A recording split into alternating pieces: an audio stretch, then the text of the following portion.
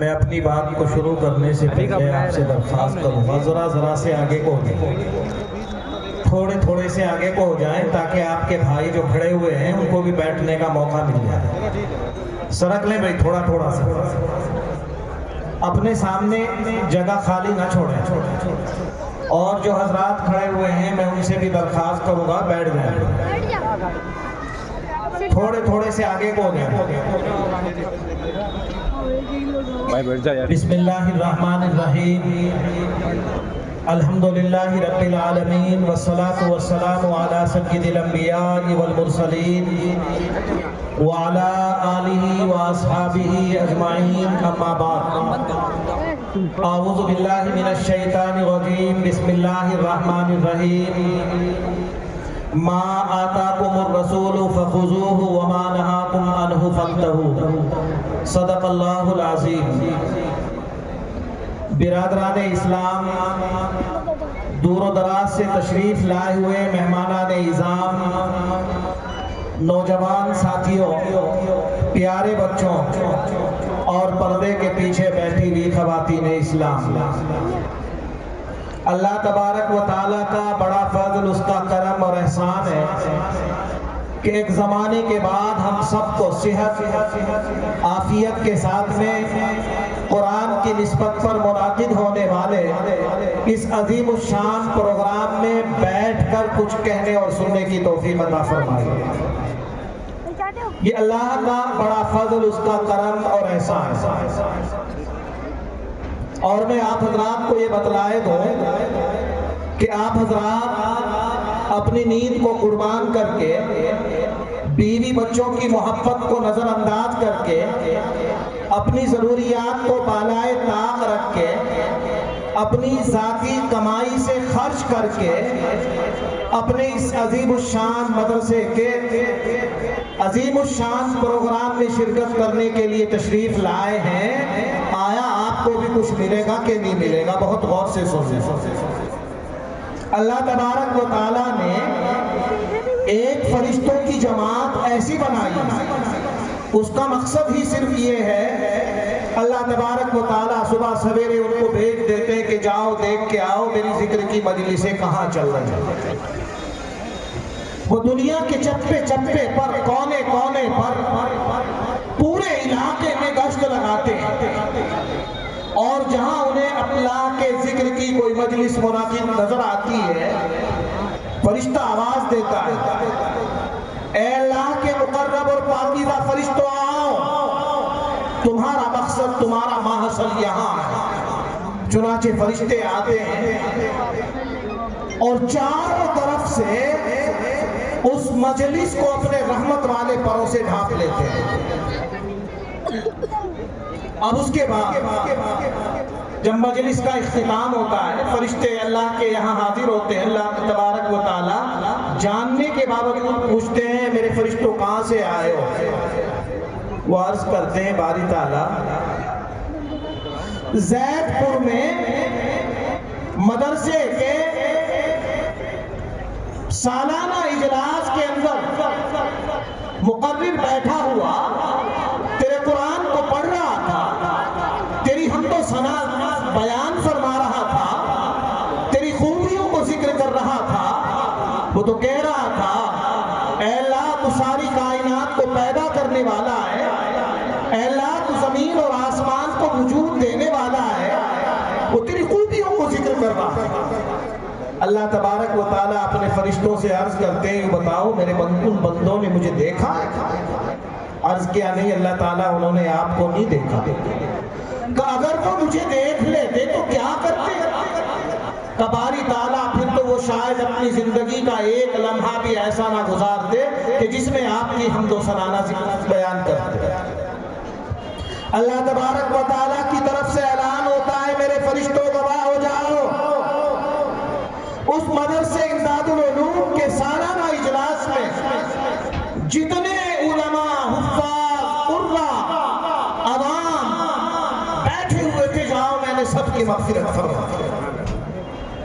ایک فرشتہ کھڑا ہو کے عرض کرتا ہے باری تعالیٰ ہم نے دیکھا ہے ایک آدمی سڑک کے چکر لگا رہا تھا، ادھر سے آیا ادھر کو چلا گیا، ادھر سے آیا ادھر کو چلا گیا۔ تھوڑی دیر کے لیے وہ علماء کی مجلس میں آ کے بیٹھا۔ اللہ کی طرف سے اعلان ہوتا ہے کہ میرے وہ پاکیزہ بندے جو قرآن کی تلاوت کرنے والے، جو تہجد کی نماز پڑھنے والے، جو روزہ رکھنے والے، جو بچوں کو قال اللہ و قال الرسول کی صدائیں سکھانے والے، وہ اتنے متبرک اور مبارک ہیں کہ ان کی مجلس میں تھوڑی دیر کے لیے بیٹھنے والا بھی محروم نہیں ہوتا۔ جاؤ میں نے اس گناہگار کی بھی بخشش کر دی۔ یہ متبرک اور مبارک محفل ہے۔ میں نے پڑھا ہے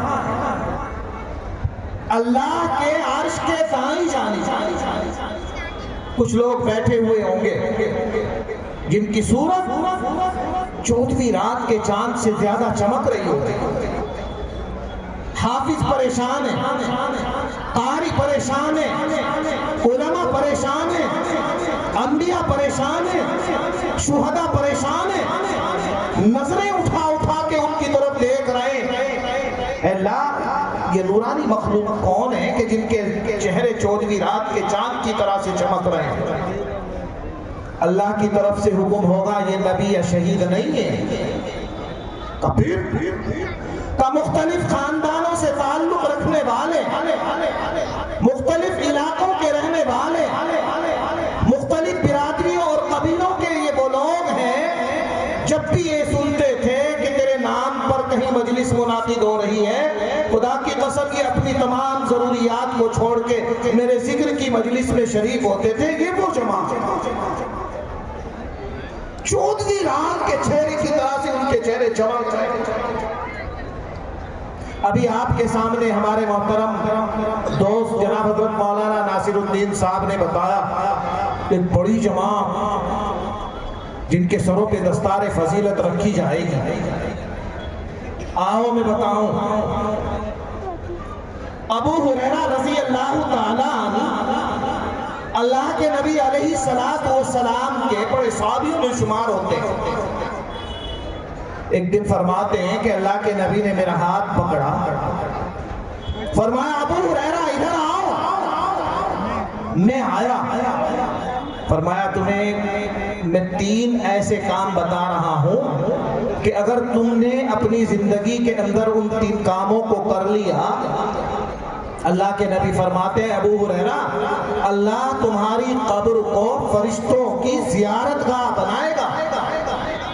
جیسے انسانوں کی زیارت گاہ کعبۃ اللہ کو بنایا ہے نا، لوگ کعبۃ اللہ کی زیارت کے لیے جاتے ہیں، ایسے ہی فرشتے آسمان سے تمہاری زیارت کے لیے آیا کریں گے۔ مسلمانوں وہ 3 کام اگر ہم اپنی زندگی کے اندر لے آئیں، خدا کی قسم اللہ کے یہاں کوئی بعید نہیں، وہ ہماری قبر کو بھی فرشتوں کی زیارت گاہ بنا دے۔ بڑے 3 آسان کام ہیں۔ سب سے پہلا اللہ کے نبی علیہ السلام نے جو ابو ہریرہ سے فرمایا، ابو ہریرہ قرآن کو سیکھو، قرآن کو سیکھو۔ بتاؤ ایمانداری سے تم میں سے کون ایسا آدمی ہے جو قرآن نہیں سیکھ سکتا؟ علماء بیٹھے ان سے پوچھو، بہت سے لوگ یہ کہتے جی ہم تو عمر زیادہ ہوگی ہے، اب نہیں پڑھ سکتے، نہیں پڑھا سکتے۔ اللہ کے نبی صلی اللہ علیہ وسلم پر 40 سال کی عمر میں کے بعد قرآن نازل ہوا، اور اکثر صحابی بوڑھے تھے جنہوں نے قرآن کو حفظ کیا۔ جب میں دارالعلوم دیوبند میں پڑھتا تھا، بہت سے لوگ شریک ہوں گے، 97 میں فارغ ہوا، مدنی گیٹ کے اس طرف والے کمرے میں پڑھے بھی آتے، سرکاری ملازم تھے، ریٹائر ہونے کے بعد میں حفظ کرنے کے لیے دارالعلوم دیوبند میں داخلہ لیا، اور داخلہ لینے کے بعد میں نے دیکھا اپنا ڈبہ خود اٹھا کے جا رہے ہیں، کپڑے خود دھل رہے ہیں، برتن خود دھل رہے ہیں، اور وہ حافظ ہونے کے بعد فوٹو کی شادی کر کے آئے تھے، حافظ ہونے کے بعد دارالعلوم دیوبند سے تب گئے۔ تو ہی اگر نہ چاہے تو بہانے آنے۔ میرے بھائیوں قرآن سیکھو۔ ہم پڑھنا نہیں جانتے، ہماری گھر والی پڑھنا جانتی، میں کہتا ہوں روز آنا 1 آیت، الحمدللہ رب العالمین. ایک آیت سیکھ لو، زیادہ سیکھنے کی ضرورت نہیں. آج دن میں 8 آیتیں آپ کے حفظ یاد ہو جائیں گی. آپ پڑھے ہوئے ہیں، آپ کی گھر والی پڑھنا نہیں جانتی، اس کو روزانہ ایک آیت سکھا دو. تو ایک کام یہ. دوسرے نمبر کا کام جو میں آپ کو بتلا رہا ہوں، اللہ کے نبی نے فرمایا ابو ہریرہ قرآن سیکھنے کے بعد اس کو لوگوں کو سکھاؤ. بتاؤ کتنا آسان کام ہے روزانہ اپنے گھر میں اپنے بچوں کو بٹھا دے. انہیں سکھا. اور تیسرا کام تاجدار مدینہ محمد عربی صلی اللہ علیہ وسلم نے یوں ارشاد فرمایا کہ اس کام میں ہمیشہ لگے رہو تو تمہاری قبر کو فرشتوں کی زیارت گاہ بنائے گا اللہ تبارک. قابل مبارکباد ہیں ہمارے محترم صاحب حافظ فضیل احمد صاحب کہ جن کی نگرانی میں تقریباً 350 بچے حافظ قرآن ہو رہے ہیں اور جن کے سروں پہ دستار فضیلت باندھی جائے. بہت غور سے سننا. یہ تو میں ابھی مفتی صاحب بتا رہے تھے کہ اس گاؤں میں اللہ کا فضل ہے، گھر گھر میں حافظ قرآن. ہزاروں کی تعداد میں قرآن مقدس کے حافظ موجود ہیں. میں تو اکثر ان جگہوں پہ جاتا ہوں جہاں قرآن سے لوگ غفلت برتتے ہیں، قرآن کی طرف نہیں چلتے، اور میں مثال کے ذریعے سے سمجھا دیا کرتا ہوں. بہت غور سے سنو. ایک آدمی کے یہاں 2 بچے پیدا ہو گئے. ایک ہوشیار ہے اور ایک بیچارہ باولا سا ہے. جو ہوشیار ہوتا ہے اس کو اسکول اور کالج میں داخل کر دیا جاتا ہے، اور جو ایسے ہی ہوتا ہے اس کو مکتب اور مدرسے میں لا کے چھوڑ دیا جاتا ہے. مکتب میں جانے والا بچہ، مدرسے میں آنے والا بچہ، قرآن پڑھنے والا بچہ، اس کے لیے نہ ماں کو وقت ہوتا ہے کہ صبح سویرے بیدار ہو جائے، ناشتے کا کوئی انتظام نہیں، وہ اٹھتا ہے. اس کے لیے عام طور سے ایسا ہوتا ہے، بہت ساری جگہوں پہ میں نے دیکھا ہے کہ پنی کے لفافے میں یا کاغذ اس کے کپڑے کے تھیلے میں اس کے بستے کو، قاعدے کو، پارے کو رکھ دیا جاتا ہے، چلتا جاتا ہے. کبھی ایسا ہوتا ہے کہ اس نے پیسے کا مطالبہ کیا، منہ پہ تماچا مارا، چلتا کر دیا، وہ روتا ہوا جا رہا ہے، یہاں دیوار تک آیا، چھٹی کا گھنٹہ بج گیا. نہ ماں کے پاس میں وقت ہے، نہ بیوی کے پاس میں وقت ہے، نہ باپ کے پاس میں وقت ہے کہ مولانا قاری فضل احمد صاحب سے جا کے معلوم کرے کہ ہمارا بچہ پڑھنے بھی آتا ہے کہ نہیں آتا. اس کے بالمقابل وہ بچہ جو آپ کا مکتب نہیں اسکول میں جاتا ہے، ماں صبح سویرے بیدار ہو جاتی ہے، خدا کی قسم سب سے پہلے اس کو نہلائے گی، اچھے کپڑے پہنائے گی، ناشتے کا اور ٹفن کا انتظام کرے گی، اور باپ ایک ملازم کی طرح سے سائیکل، موٹر سائیکل، گاڑی لے کے دروازے پہ کھڑا ہو جائے گا. خدا کی قسم صبح سویرے لے کے جائے گا، شام کو واپس آئے گا. مسلمانوں، جب اس کے بستے کا نمبر آتا ہے، ماں کے پاس پیسہ نہیں، کہے کہ میرے زیور کو گروی رکھ دو، بچے کو اسکول میں داخلہ دلاؤ. فیس بھرنے کا نمبر آتا ہے، باپ مزدوری کرتا ہے، بچے کی فیس ادا کرتا ہے، اور مکتب اور مدرسے میں لے کے آتا ہے. کہتا ہے مفتی صاحب کوئی ایسا کوٹا ہو کہ جس میں کھانا بھی مدرسے سے مل جائے، وہ ایسا کام کرو. لیکن یاد رکھو مسلمانوں، جن کے لیے تمہارے پاس وقت نہیں، ماں کے پاس وقت نہیں، باپ کے پاس وقت نہیں، سب سے زیادہ دنیا میں بھی وہی کام آتے ہیں، مرنے کے وقت بھی وہی کام آتے ہیں، اور جب تمہارا انتقال کا زمانہ ہوتا ہے، انتقال کے بعد بھی وہی کام آتے ہیں. روح پرواز کرنے لگی، سانسیں نکلنے میں تکلیف ہو رہی ہے. ارے کہاں پھر کیا ہوتا ہے؟ کہا بلاؤ میرے اس بچے کو جس کے سینے میں قرآن ہے. وہ آتا ہے، سورہ فاتحہ کی تلاوت کرتا ہے، یاسین اس کے سرانے پہ بیٹھ کے پڑھتا ہے. خدا کی قسم آسانی کے ساتھ میں اس کی روح پرواز کر جاتی ہے.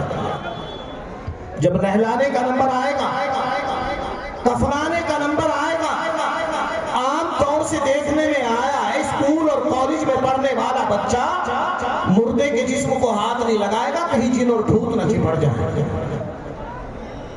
وہ مکتب میں جانے والا، وہ مدرسے میں جانے والا خدا کی قسم سامنے آئے گا، ادب اور احترام سے اپنے باپ کو تختے پہ لٹائے گا، غسل کرائے گا اور بہترین انداز سے اس کو کفن پہنا کے چارپائی پہ رکھے گا اور کندھوں پہ رکھ کے اس کو پھر جنازے کی نماز پڑھنے کے لیے لے کے چلے گا۔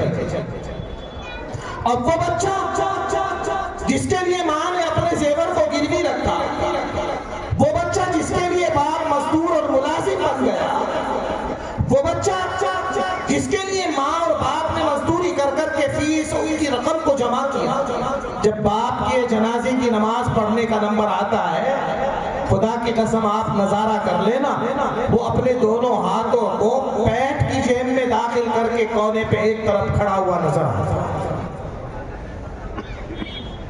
وہ بچہ جس کے لیے ماں کے پاس وقت نہیں تھا، باپ کے پاس وقت نہیں تھا، خدا کی قسم وہی آگے بڑھتا ہے، جنازے کی نماز پڑھاتا ہے اور کرتا ہے اللہم اغفر لحینا ومیتنا وشاہدنا وغائبنا وصغیرنا وکبیرنا وذکرنا وانثانا۔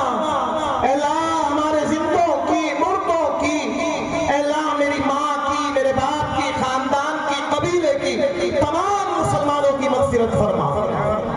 اور وہی بچہ قبر کے اندر اترے گا، آپ کا رخ قبلے کی طرف کر کے مٹی ڈال کے، جب سب لوگ چلے جائیں گے خدا کی قسم قرآن پڑھنے کے لیے آپ کے سرانے پہ بیٹھ جائیں گے۔ یہ ہے حافظ قرآن۔ میں تو یہی کہتا ہوں کہ فضول سمجھ کے بجھا دیا ہے تم نے جن چراغوں کو، فضول سمجھ کے بجھا دیا ہے تم نے جن چراغوں کو، وہی چراغ جلاؤ تو روشنی ہوگی۔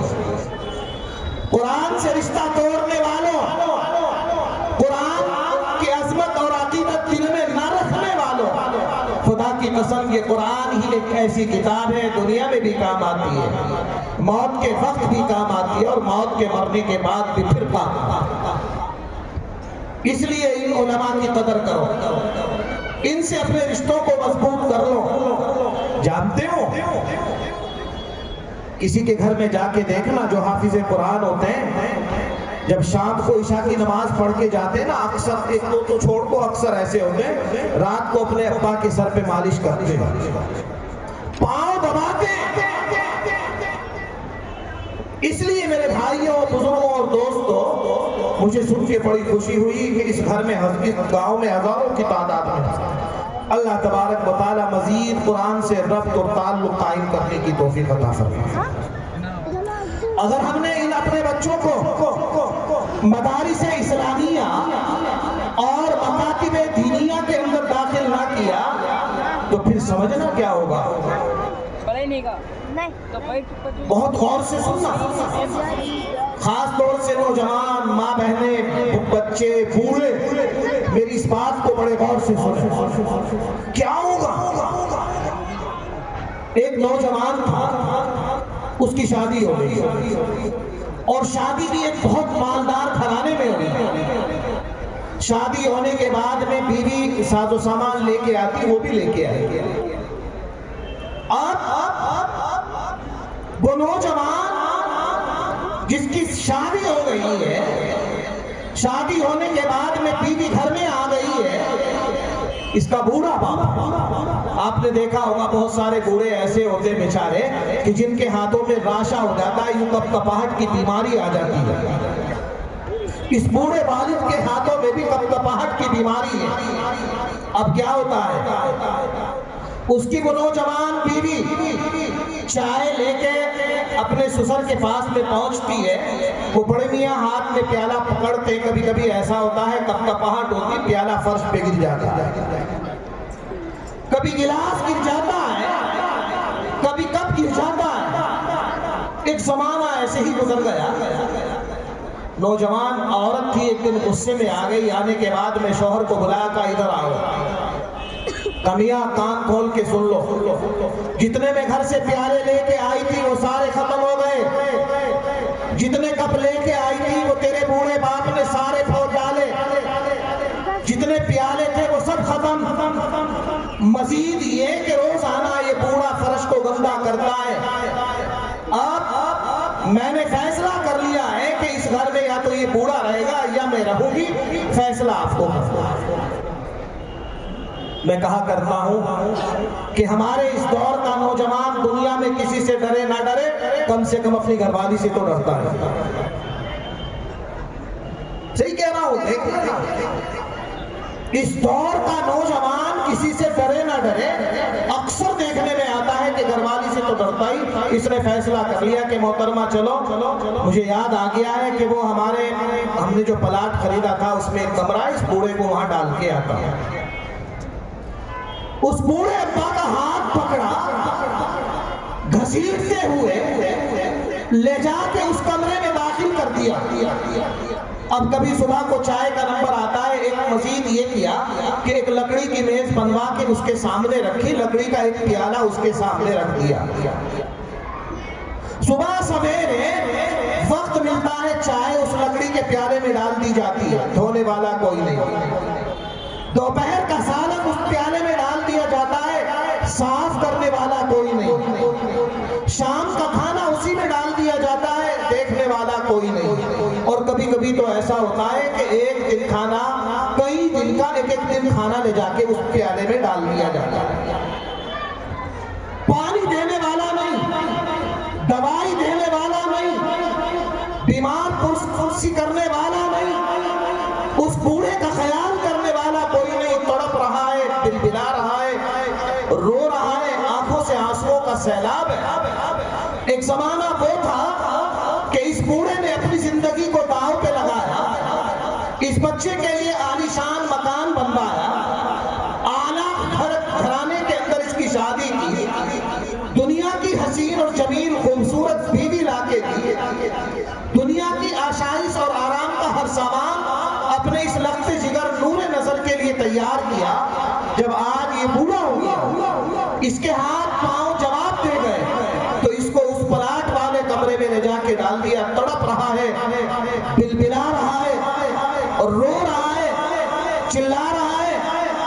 ایک دن اچانک یہ نوجوان اپنے گھر میں آتا ہے، اللہ نے ایک بچہ دے دیا، اتنا بڑا ہوا. غور سے سنو، ماں سنو، بہنوں سنو. اب کیا ہوتا ہے، دیکھتا یہ ہے کہ چھوٹا سا بچہ ہے، وہ لکڑیوں کو اکٹھے، اتنی ساری لکڑیاں اکٹھا کر رکھی ہے اس بچے نے. بوڑھے کا پوتا ہے. باپ نے اس بچے کو بلایا، بیٹا ادھر آؤ. جی کیا کر رہے ہو؟ ابو کچھ نہیں.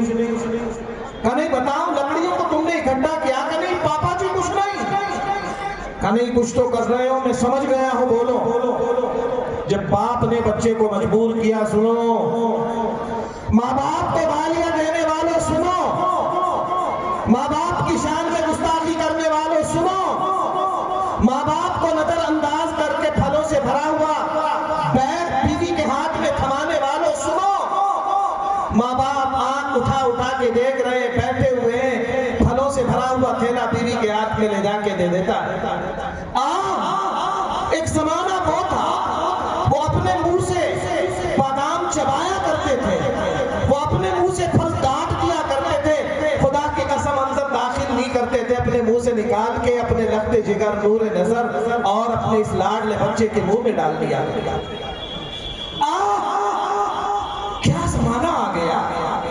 آج بوڑھی ماں اس کی طرف کو دیکھ رہی ہے، آج بوڑھا باپ اس کی طرف کو نظریں اٹھا کے دیکھ رہا ہے، پھلوں سے بھرا ہوا تھیلا لے کے جا رہا ہے. خدا کی قسم توفیق نہیں ہوتی کہ ایک پانک کاٹ کے سیب کی اپنے اس بوڑھے باپ کے ہاتھ پہ بھی رکھی. میں کہہ رہا تھا کہ اس چھوٹے سے بچے کو پکڑ کے باپ نے کہا، بیٹے بتانا پڑے گا. کہا سنو، کان کھول کے سنو. کہا پاپا، میں نے ان لکڑیوں کو اس لیے اکٹھا کیا ہے کہ میں ان لکڑیوں کی ایک میز بناؤں گا، میں لکڑیوں کا ایک پیالہ بناؤں گا، اس میز اور پیالے کو پھر بنا کے ایک کمرے میں لے جا کے رکھوں گا اور آپ کے بوڑھے ہونے کا انتظار کروں گا. اور میرے پاپا، جب آپ بوڑھے ہو جائیں گے، میں آپ کا ہاتھ پکڑوں گھسیٹتا ہوا آپ کو جس کمرے میں آپ نے دادا کو بٹھایا ہے، خدا کی قسم اس میں لے جا کے ڈال دوں گا، کبھی دوپہر کو، کبھی شام کو، کبھی صبح کو کھانا لے جا کے ڈال دوں گا۔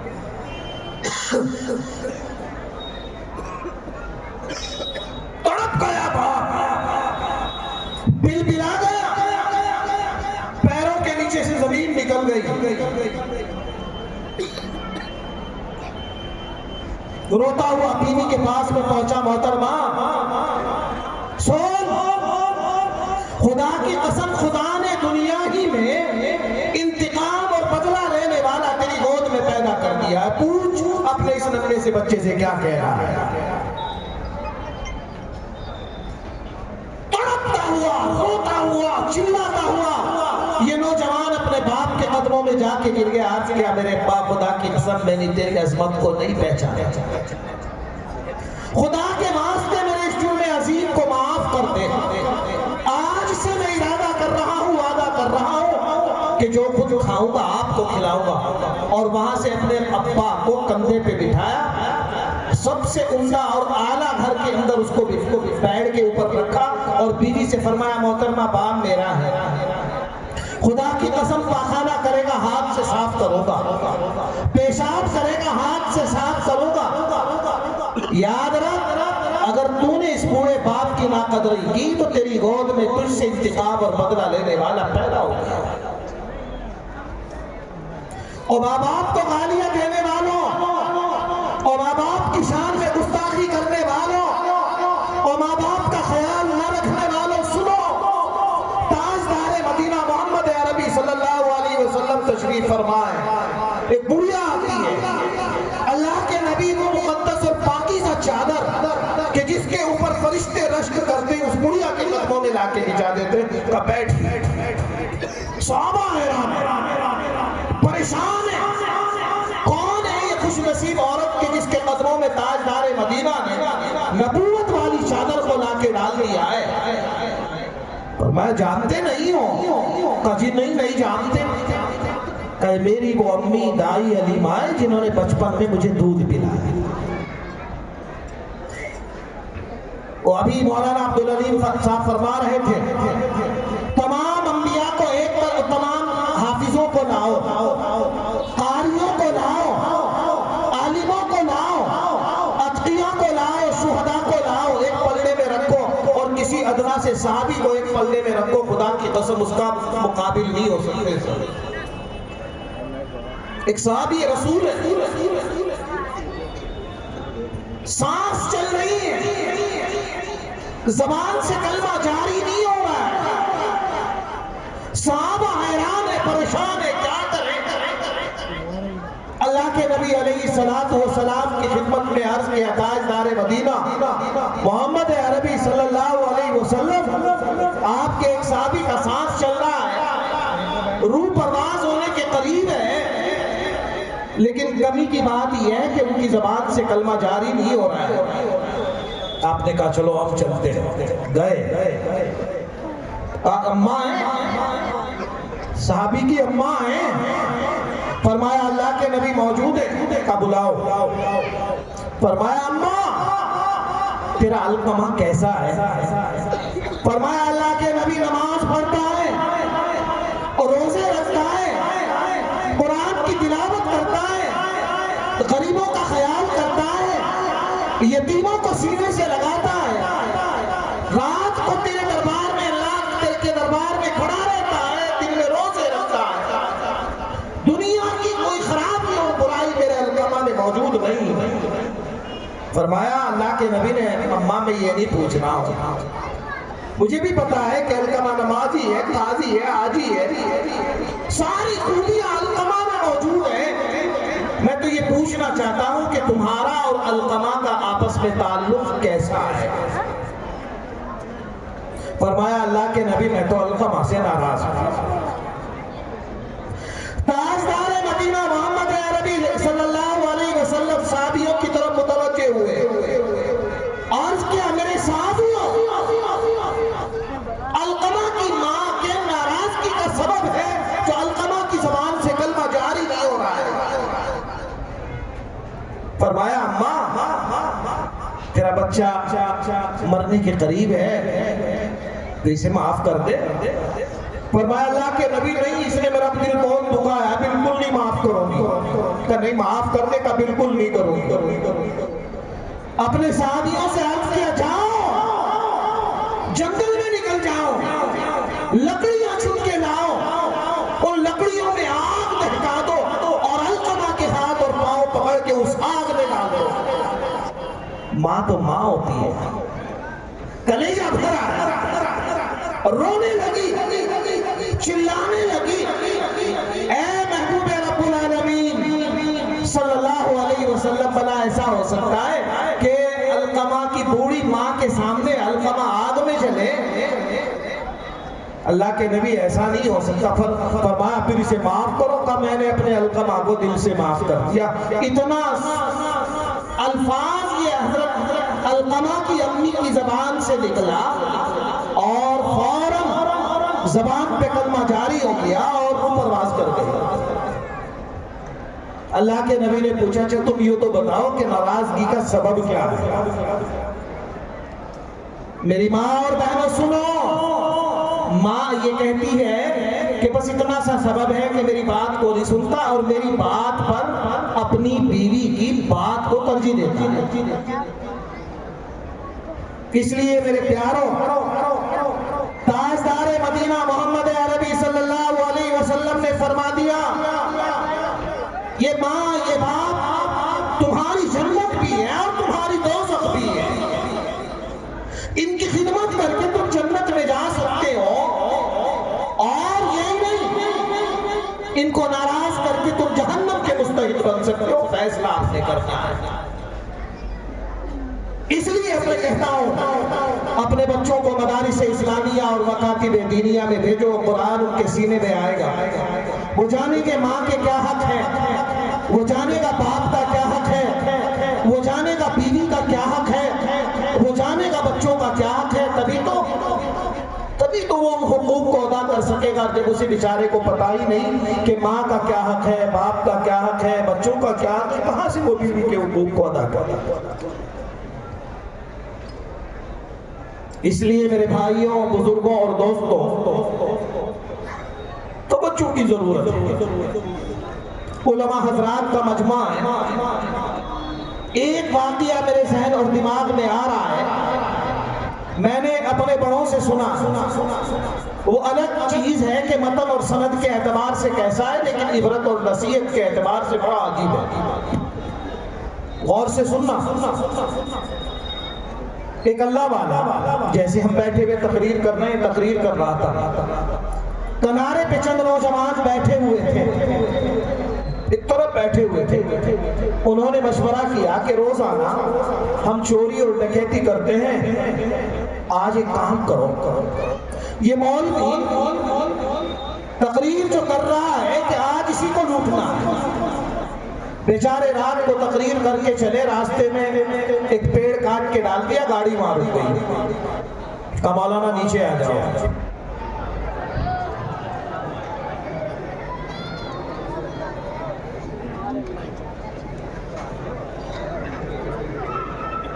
لیکن آپ جانتے ہو ہمارے گاؤں میں ایک عالم، بہت بڑے عالم ہیں، بڑی بڑی کتابیں انہوں نے لکھی.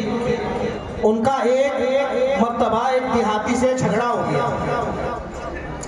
جج کے سامنے بات کرنے لگے تو وہ دیہاتی یوں کہہ رہا، مولا جج صاحب ان کے چکر میں مت آ جائیے، یہ عربی کے وکیل ہیں، عربی کے وکیل ہیں، عربی کے.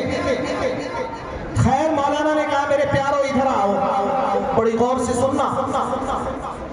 کہا ادھر آؤ، تم رات کی اس تاریکی میں سانپ، بچھو، اژدہا، تکلیف دینے والے جانور، مصیبت اور پریشانی میں مبتلا کرنے والی چیزوں کی پرواہ نہ کرتے ہوئے، پولیس کا خوف نہ کرتے ہوئے، چند روپیے اور پیسوں کو لوٹنے کے لیے تم مجھے یہاں گئے ہو.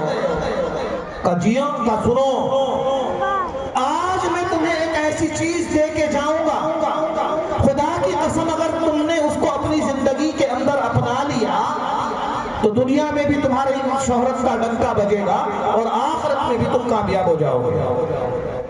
اب وہ کہنے لگے کہ میاں یار یہ تو بہت بڑھیا بات ہے. ایک نے کہا مجھے بتاؤ, دوسرے نے کہا مجھے بتاؤ. کہا نانا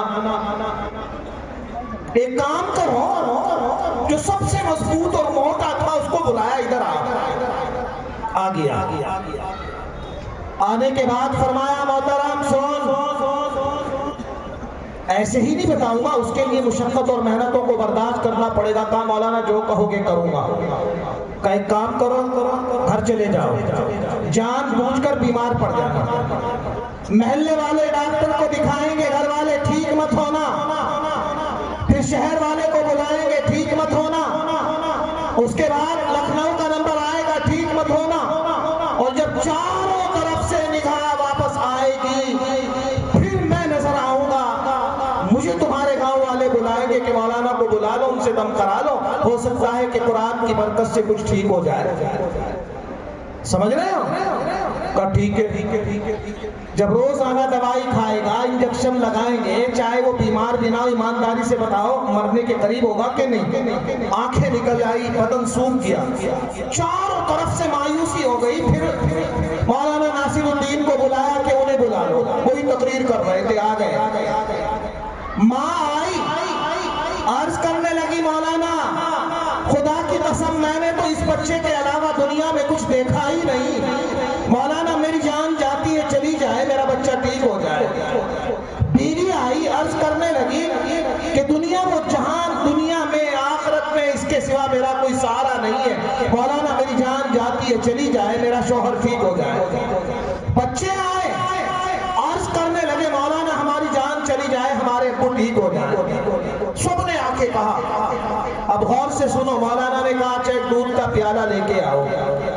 دودھ کا پیالہ منگایا, جیب سے ایک پڑیا نکالی, اور نکالنے کے بعد فرمایا لوگوں ماں آؤ, بچے آؤ, بوڑھے آؤ, جوان آؤ, گاؤں والوں کو بلاؤ. علاقے جب سب لوگ اکٹھا ہو گئے, فرمایا کہ اس پڑیا کی خاصیت یہ ہے میں اس کو اس دودھ میں ڈالوں گا, اور جو آدمی اس دودھ کو پیے گا وہ مر جائے گا, اور یہ آدمی جو ہے وہ صحیح سلامت تندرست ہو کے کھڑا ہو جائے گا. آؤ اما تم آؤ. فرمایا محترم ایک نہیں بہت سارے بچے ہیں, خدا کی قسم اگر میں نے اپنے اس بچے کی وجہ سے جان دے دی, دنیا سے رخصت ہو گئی, طبیعت چاہتی ہے کہ جان دے دوں, لیکن یہ میرا شوہر جو بیٹھا ہوا ہے نا نالائق, ابھی میرا جنازہ گھر سے نکلے گا اور دوسری شادی کرنے کی اسکیم بنائے گا, اور میری سوگن گھر میں آئے گی, میرے بچوں کو لات مار مار کے گھر سے نکال دے گی. ایک مرتا ہے مرنے دے, کم سے کم میں بقیہ کی تو اپنی دیکھ بھال کر لوں. بیوی کو بلایا, آؤ, تم کہہ رہی تھی میں نے دنیا میں اس کے علاوہ کچھ دیکھا ہی نہیں. عرض کرنے لگی مولانا واقعی بھی دنیا میں دیکھا کیا ہے, ابھی تو اللہ نے حسن دیا ہے, جوانی دی ہے, ایک نہیں. اگر میں اعلان کر دوں گاؤں کے ہزاروں لڑکے مجھ سے شادی کرنے کے لیے تیار ہو جائیں گے, مجھے جان دینے کی ضرورت نہیں, مرتا ہے مرنے تو, اور نوجوان بہت سارے ہیں. باپ کو بلایا, باپ نے بھی یہی جواب دیا, بچوں نے بھی یہی جواب دیا. مولانا نے انگلی پکڑی, او میرے پیارے, یہ ہے وہ ماں, یہ ہے وہ باپ, یہ ہے وہ بچے, اور یہ ہے وہ بیوی جن کو راضی کرنے کے لیے تو نے حلال کو حلال اور حرام کو حرام نہ سمجھا. تو نے چوریاں کی, تو نے ڈکیتیاں کی, تو نے لوگوں کی زمین اور جائیداد پر ناجائز قبضہ کیا, تو نے لوگوں کے پلاٹوں پر قبضہ کیا, دکانوں پر قبضہ کیا. ان کو راضی کرنے کے لیے یہ دنیا میں بھی تیرے کام آنے والے نہیں, چے جائے کہ آخرت میں کام. اس لیے توبہ کر, اللہ کے سامنے گر جا. لکھا ہے بزرگوں نے, سنا ہے بزرگوں سے کہ اس نوجوان نے توبہ کی اور اللہ نے اس کو بہت بڑا آدمی بنا دیا. تو میرے پیاروں, دنیا میں کام جو آئے گی وہ نیکیاں کام آئے گی. اس لیے اپنے بچوں کو مدارس اسلامیہ اور مکاتب دینیہ میں بھیج کے قرآن کی تعلیم پہ لگاؤ, اور قرآن پڑھنے اور پڑھانے کے بعد جہاں جائے, جس کالج میں, جس یونیورسٹی میں, جس جگہ پہ جائے, میں نے ایک مسلم یونیورسٹی یونیورسٹی میں گیا تو وہ یوں کہہ رہے تھے مولانا اکثر ہمارے یہاں وہ بچے ٹاپ کرتے ہیں جو حافظ قرآن ہوتے ہیں، اللہ ان کے سینوں کو کھول دیتا ہے، اللہ ان کے حافظوں کو قوی کر دیتا ہے قرآن کی برکت سے۔ اس لیے میرے بھائیوں قابل مبارکباد ہے آپ سب حضرات کے ان کے بچے حافظ قرآن ہوئے، اور وہ حضرات جو ان حافظ قرآن بنانے میں کسی بھی طرح کے معین اور مددگار ہوئے۔ ایک حدیث بیان کر کے اپنی بات کو ختم کر دوں گا، بہت غور سے سنو۔ سب کو یقین ہے مرنا ہے نا؟ یقین؟ وہ لوگ ہاتھ اٹھائے جن کو مرنا نہیں ہے، دنیا ہی میں رہنا ہے۔ دیکھو سنتی مرنے کے بعد ذرا ذرا سی چیزوں کا حساب ہوگا۔ قرآن کہتا ہے فَمَن يَعْمَلْ مِثْقَالَ ذَرَّةٍ خَيْرًا يَرَهُ وَمَن يَعْمَلْ مِثْقَالَ ذَرَّةٍ شَرًّا يَرَهُ۔ اگر کسی نے رائے کے دانے کے برابر اچھائی کی وہ بھی نظر آئے گی، برائی کی وہ بھی نظر آئے گی۔ اللہ تبارک و تعالیٰ فیصلہ فرما دیں گے، جنت میں جانے والے کے سیدھے ہاتھ میں اعمال نامہ مل جائے گا، جہنم میں جانے والوں کے الٹے ہاتھ میں اعمال نامہ ملے گا۔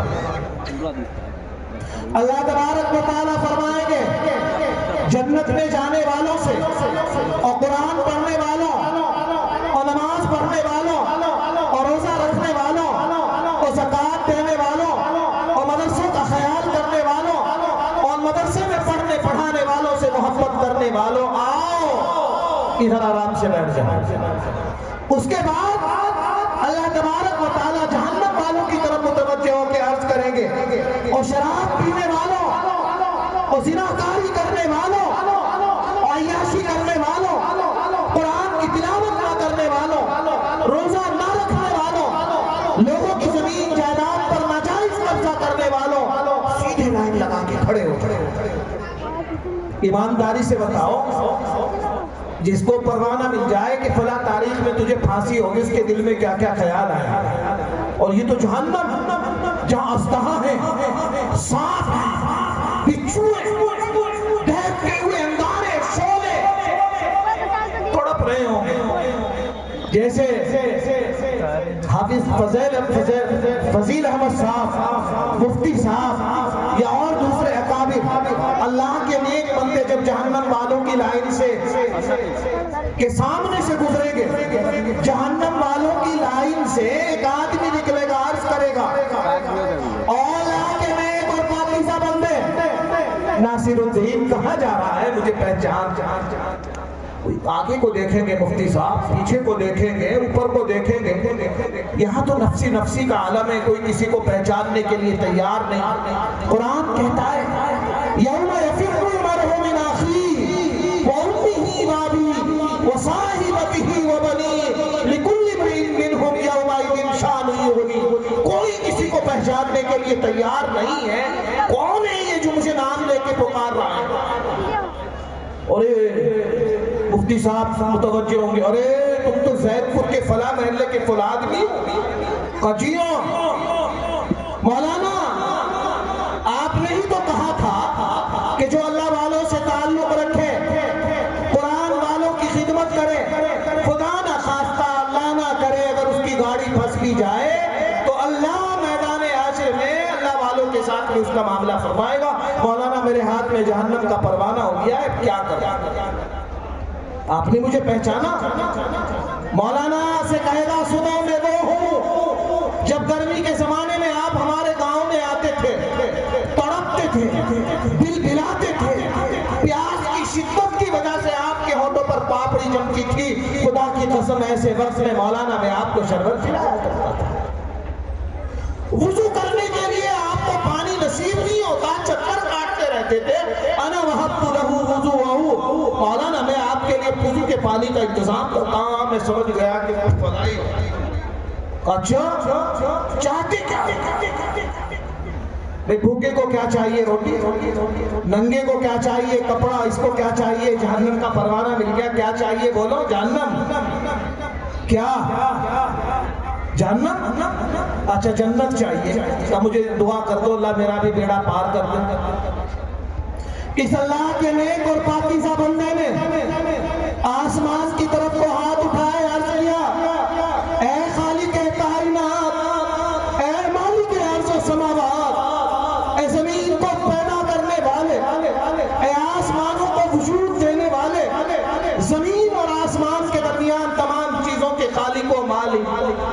تیرا وعدہ ہے، تیرے حبیب کا وعدہ ہے کہ جو اللہ والوں سے تعلق رکھے گا، قرآن والوں کی خدمت کرے گا، خدا نہ خواستہ اس کی گاڑی پھنس گئی تو اس کا اجر ان کے ساتھ میں کرے گا۔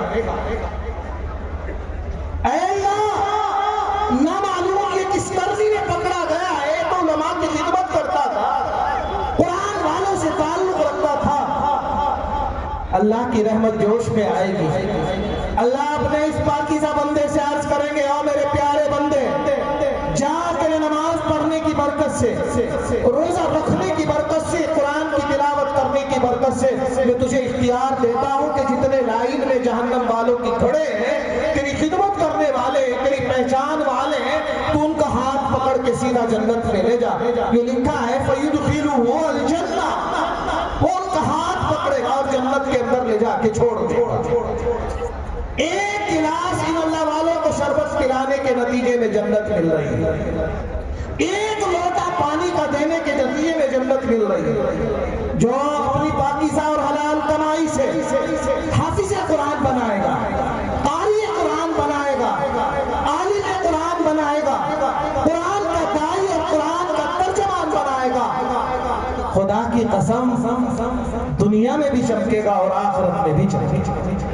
اس لیے آخر میں پھر یہی کہوں گا، گر ہمی خواہی کے دانی زیستن، گر ہمی خواہی کے دانی زیستن، نیست ممکن جز بقرآن زیستن۔ زمانہ آج بھی قرآن ہی سے فیض پائے گا، زمانہ آج بھی قرآن ہی سے فیض پائے گا، مٹے گی ظلمت شب اور سورج جگمگائے گا۔